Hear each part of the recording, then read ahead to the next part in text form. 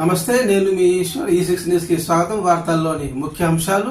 సంగారెడ్డి జిల్లాలో గంజాయి ఇతర మాదక ద్రవ్యాల అక్రమ రవాణా నిర్మూలనే లక్ష్యంగా నిర్వహిస్తున్న వెహికల్స్ చెకింగ్ నందు జాగిరాల సేవలను ఉపయోగించుకుంటున్నామన్నారు జిల్లా ఎస్పీ చెన్నూరి రూపేష్ ఐపీఎస్. జిల్లాలో గంజాయి, నార్కోటిక్ డ్రగ్, ఓపీఎం, అల్ఫాజోమ్ వంటి మాదక ద్రవ్యాల మూలాలు లేకుండా చేయడానికి జిల్లా నుండి అక్రమ రవాణా జరగకుండా జిల్లా పోలీస్ శాఖ విస్తృత స్థాయిలో వెహికల్ చెకింగ్ స్పెషల్ డ్రైవ్ చేపట్టడం జరుగుతుందని, ఇందులో భాగంగా ఈరోజు మునిపల్లి టోల్ ప్లాజా వద్ద నిర్వహిస్తున్న వెహికల్స్ చెకింగ్ నందు మాదక ద్రవ్యాల ఉనికి కనుగొనడానికి స్నీపర్ నార్కోటిక్ని నివృత్తి చేయగల సామర్థ్యం ఉన్న జాగిరాల సేవలను వినియోగించడం జరుగుతుంది అన్నారు. జిల్లాలో గంజాయి పండించిన, అక్రమ రవాణా చేసిన చట్టరీత్యా కఠిన చర్యలు తీసుకోవడం జరుగుతుందని